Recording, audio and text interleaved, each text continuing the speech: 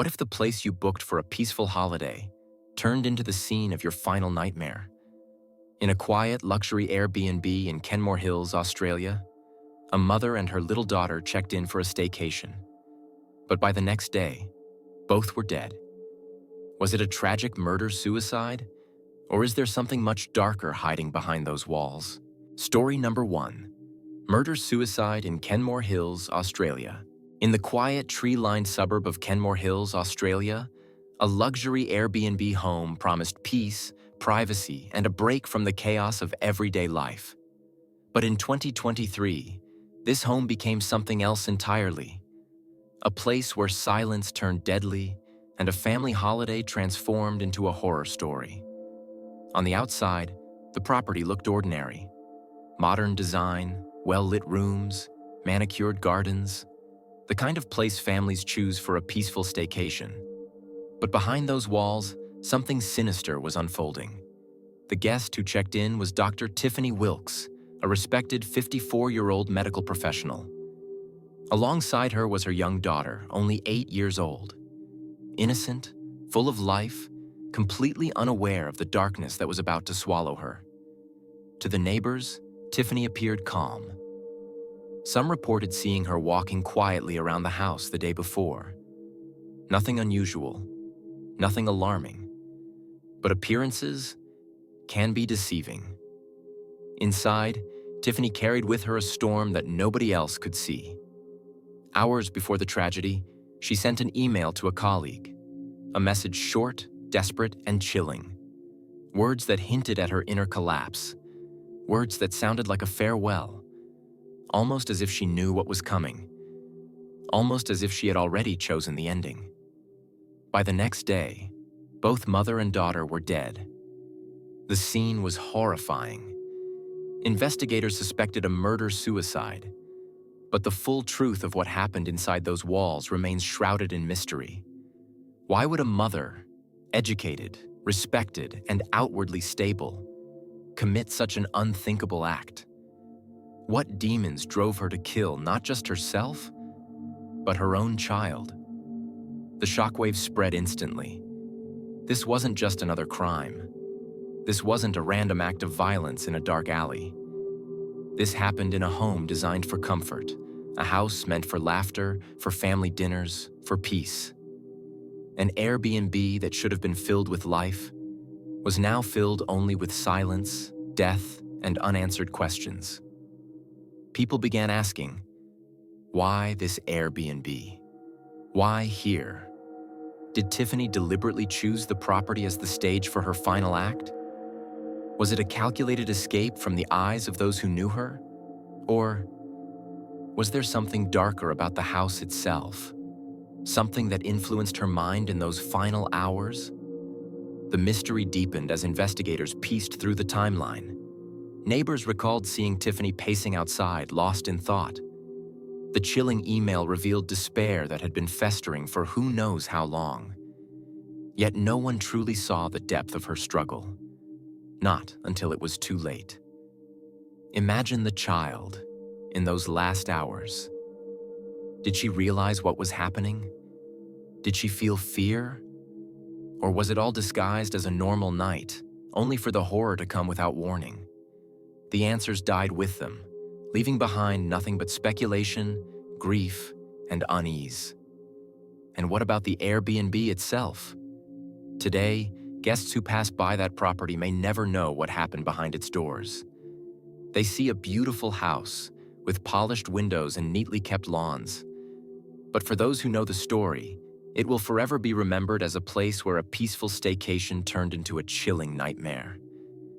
Because sometimes, it's not the house that is haunted. It's the people who bring their demons inside.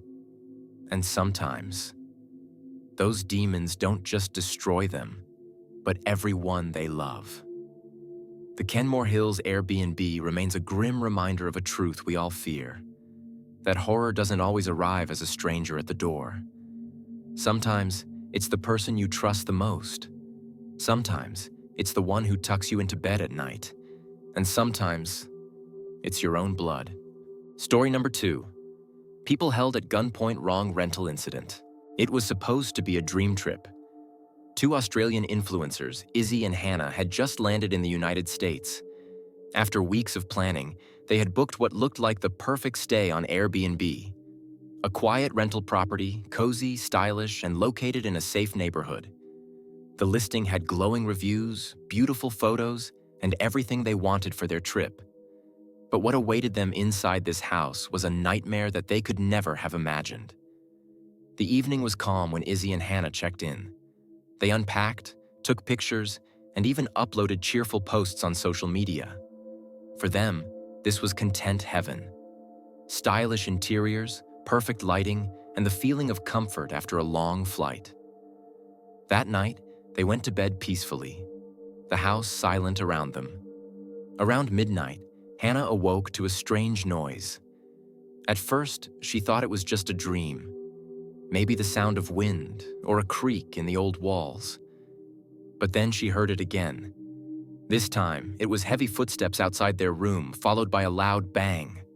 Before either of them could react, the front door slammed open with a crash.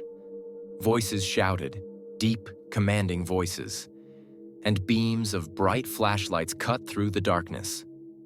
"Sheriff's Department, get on the ground." Izzy and Hannah froze. In a matter of seconds, their peaceful stay had turned into a scene from a hostage film. Armed sheriffs stormed the property, guns pointed directly at them. The two women were dragged from their beds and into the living room. They were trembling, confused, still half asleep. The blinding flashlights, the barking orders, the sight of guns inches from their faces. It was overwhelming. They tried to explain, "We rented this place. We booked it on Airbnb." But the sheriffs weren't listening. One officer shouted, "This property is not authorized to be rented. This house is supposed to be empty." The influencers exchanged horrified looks. If the house wasn't supposed to be rented, then who had given them access? The sheriffs gave them a chilling ultimatum. "You have 10 minutes to pack your things and leave. If you're still here, you'll be arrested." Imagine the terror. Two young women, alone in a foreign country, surrounded by armed law enforcement, being told they were trespassers in what they believed was their legitimate rental. In a panic, they scrambled to stuff their belongings into bags, their hands shaking, tears streaming down their faces.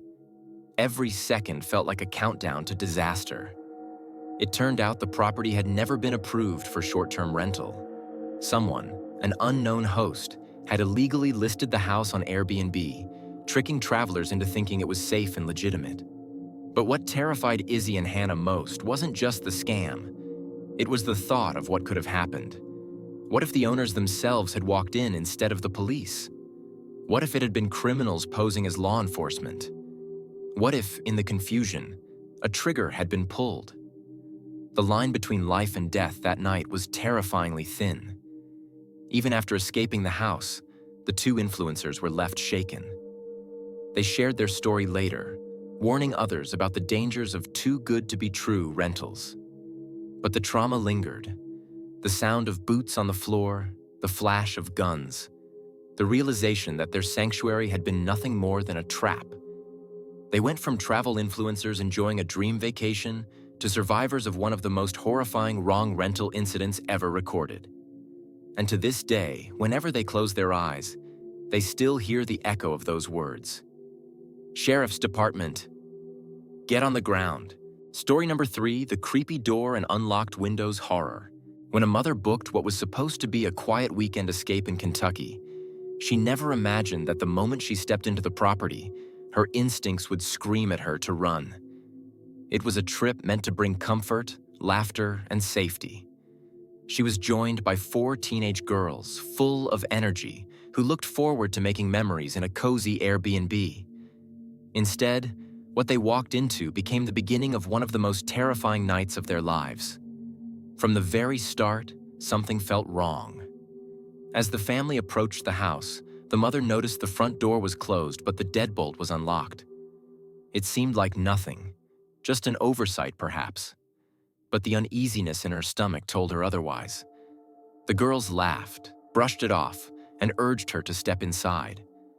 She pushed the door open, slowly, the sound of the hinges echoing in the stillness of the neighborhood. Inside, everything appeared normal at first glance. Furniture was in place, the house had the faint smell of cleaning supplies, and the lights switched on without trouble. Yet, there was a tension in the air, the kind of heaviness you feel when you know you're not alone. The mother walked into the living room while the girls headed to the bedrooms. That's when one of them froze and whispered, "Mom, the window's open." One window, then another. Curtains moved with the faintest breeze. It wasn't just one unlocked window. It was several. Each frame sat slightly open, like someone had pushed them up from the outside, then slipped in. The mother's heart began to pound. She tried to calm the girls, forcing a smile, but her voice shook. "It's fine. Maybe the last guest forgot to close them properly." But even she didn't believe her own words. The eerie silence outside was broken by the faint hum of a car engine. When she peeked through the blinds, her breath caught in her throat. A dark car, windows tinted black, sat parked across the street. It wasn't moving, but she could sense eyes inside watching them. The car's presence felt deliberate, predatory. The girls whispered nervously, their fear rising with every second. What if someone's been in here? What if they're still here? They huddled close together as the mother checked each room, her hands trembling as she pushed open every door. Closet doors creaked open, bathroom tiles echoed her footsteps, and with every corner she turned, she expected someone to lunge at her. The unlocked front door, the open windows, the strange car. All of it fit together like pieces of a nightmare puzzle. The mother's instinct screamed louder now. This wasn't safe. She couldn't risk the girls' lives on a chance that it was all just coincidence. Without wasting another second, she ordered everyone to grab their bags. Their hands shook as they fumbled with zippers and luggage straps, adrenaline surging through their bodies. As they stepped out, the car across the street flickered its headlights for a brief second, almost like a signal. Almost like acknowledgement. None of them looked back again.